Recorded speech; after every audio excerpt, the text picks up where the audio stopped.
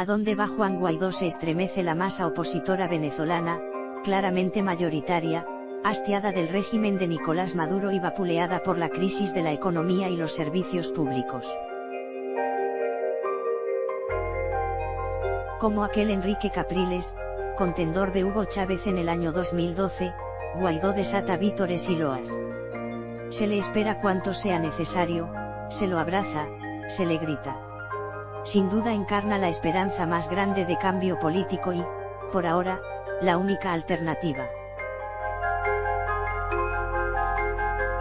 3 meses después de su juramentación como presidente encargado de Venezuela para empujar el regreso a la democracia, la irrupción del liderazgo de Juan Guaidó y la cohesión a favor del cambio que genera especialmente en la comunidad internacional es la más palpable de las ganancias que ha obtenido la oposición venezolana. No es poca cosa, tomando en cuenta los años de atomización y liderazgo difuso de la dirigencia opositora, pero los venezolanos comienzan a evaluar los resultados de la carrera planteada por Guaidó y la Asamblea Nacional y se dan cuenta de lo obvio: el proceso de deponer el régimen chavista e iniciar la transición no será de un día para otro, a pesar, incluso, de catalizadores inesperados como los apagones nacionales y agua potable. Ante el empeoramiento de la calidad de vida y lo que parece un atrincheramiento de Maduro en el Palacio Presidencial, los cuestionamientos afloran: ¿fracasó la presión para lograr el cese de la usurpación? ¿Acaso la oposición apostó todo solo al quiebre dentro de la Fuerza Armada? ¿Hasta dónde puede ayudar la comunidad internacional a empujar la transición? ¿Tiene la oposición un plan B? Los análisis apuntan a que el proceso ha entrado en una nueva dinámica, más lenta, de reevaluación. En estos 3 meses hemos entrado en un nuevo ciclo de cambio político, un giro incierto, de momento, impredecible, que después de un gran furor está mostrando pérdida de potencia. En este momento, el ciudadano venezolano está comenzando a reajustar sus expectativas de cambio, y Guaidó también, explicó a El Tiempo el profesor y politólogo Luis Salamanca. La razón principal del ajuste es que no obstante la presión que se ha puesto sobre el régimen chavista con las sanciones económicas estadounidenses a su administración y la falta de reconocimiento de la comunidad internacional, Nicolás Maduro y la cúpula que lo acompaña en el gobierno han resistido más allá del tiempo que se consideraba natural. Esto ha convertido el posible desenlace de su partida en un juego de todo o nada que dificulta intensamente cualquier negociación política. Sin embargo, es prematuro plantear que la estrategia opositora ha fracasado, explica, por su parte, Guillermo Aveledo, politólogo y profesor de la Universidad Metropolitana de Caracas. Ninguna estrategia fracasa hasta que se pueda comprobar completamente su ejecución, y en este caso no se puede decir que eso haya ocurrido. Hay presiones que no han podido desplegarse del todo, y todavía hay margen para reconfigurar el cese de la usurpación, el gobierno de transición y las elecciones libres tanto en su orden como cualidad, dice Aveledo. El elemento que ha mostrado mayor resistencia, considerado además medular para impulsar el cambio, son las Fuerzas Armadas de Venezuela. A pesar de que más de 1.500 funcionarios militares escaparon de Venezuela para no servir más al régimen, aún no parece que el daño sea estructural en los mandos medios y altos de la cúpula militar. Además de la persecución dentro de la institución, con más de 400 militares detenidos y muchos de ellos torturados hace menos de un mes, las esposas de los guardias que se alzaron el 22 de enero en Cotiza relataron públicamente los tratos crueles a los que han sido sometidos sus familiares. Aveledo asegura que dentro de la Fuerza Armada parece que existe un espíritu corporativo más fuerte de lo que se piensa y que parece desestimarse.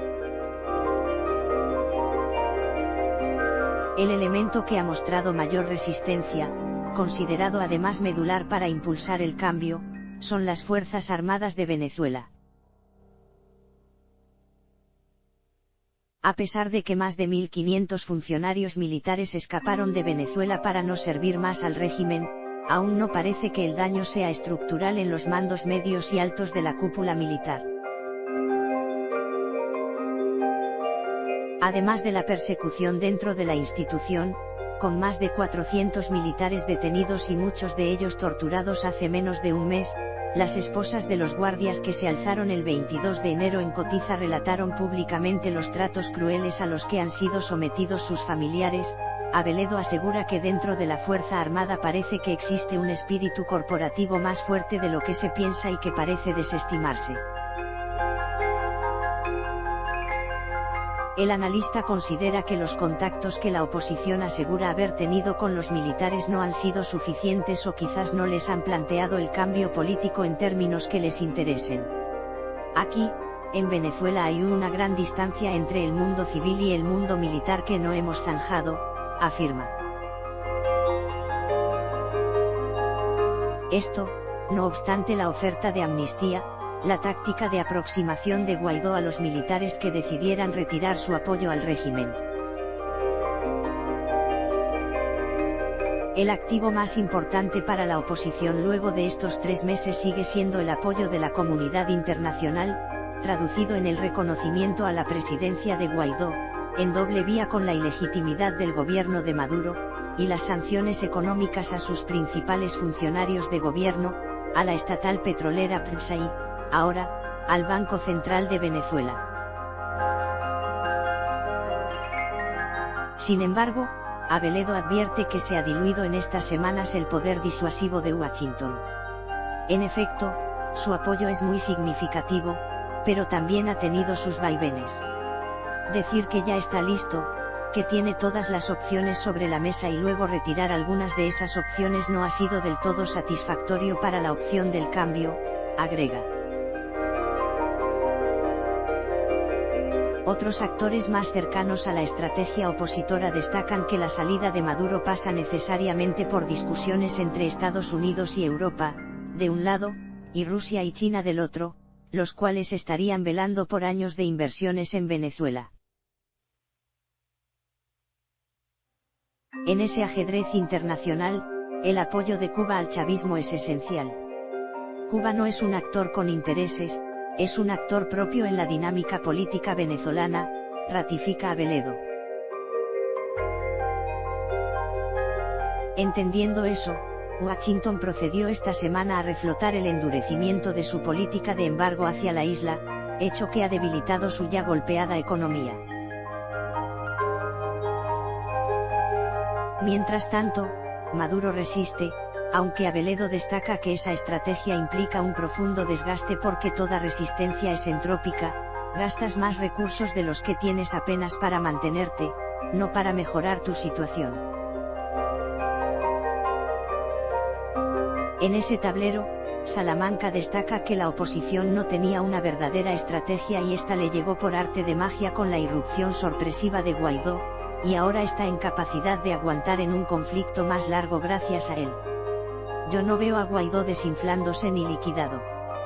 Todavía hay jugadas que se pueden hacer, y creo que el proceso está en pleno desarrollo. El ciclo no se ha cerrado, puntualizó. El líder opositor, presidente a la Asamblea Nacional AN y mandatario interino de Venezuela, Juan Guaidó, convocó el sábado a realizar protestas contra el gobierno de Nicolás Maduro el 1 de mayo. Guaidó alegó que la reelección de Maduro el año pasado estuvo amañada y que un cambio en la presidencia es la única manera de sacar al país de su crisis económica y humanitaria. Maduro alega que Guaidó está siendo manipulado por Estados Unidos en un intento golpista y ha rechazado los exhortos para que renuncie.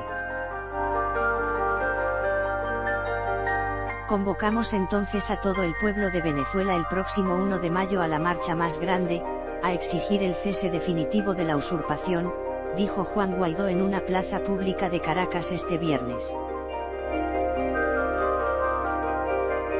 El líder opositor no fue claro en cuál será el destino de la marcha que convocó, pero ese es un día en el que, tradicionalmente, el gobierno llama a los trabajadores públicos a las calles a fin de que les manifiesten su respaldo y en conmemoración del Día Mundial del Trabajo.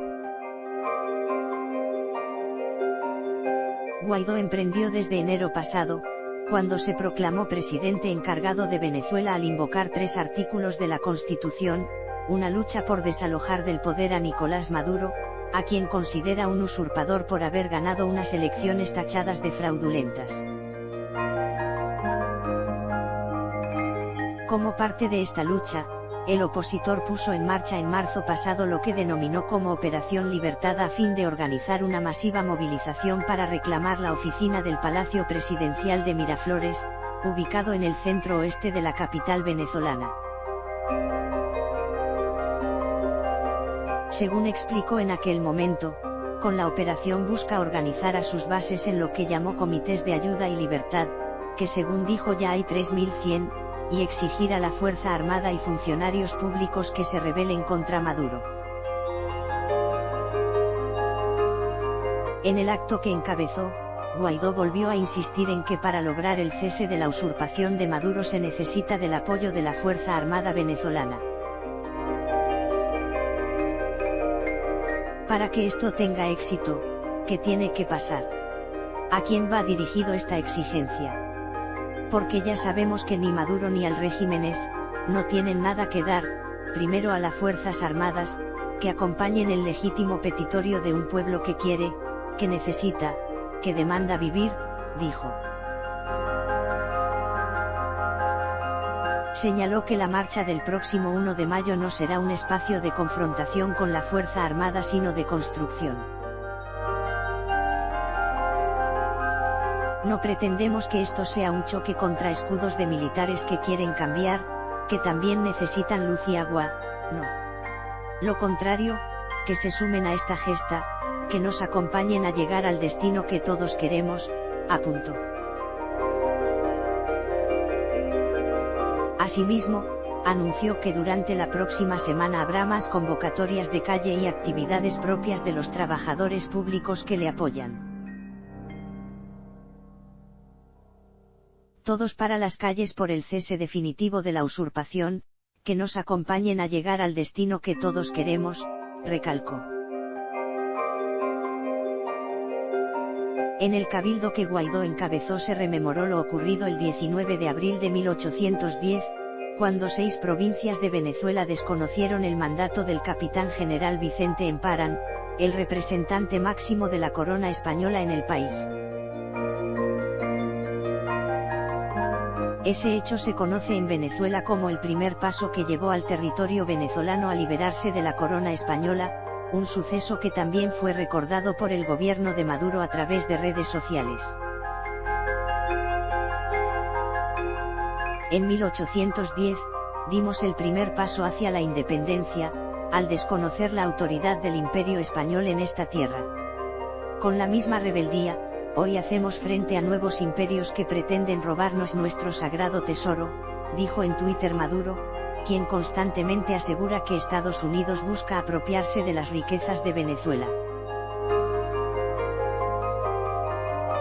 Mientras tanto, ministros y militares realizaron un acto conmemorativo por los 209 años del hecho con la izada de la bandera en el mausoleo del Libertador, Simón Bolívar, ubicado en el centro oeste de Caracas.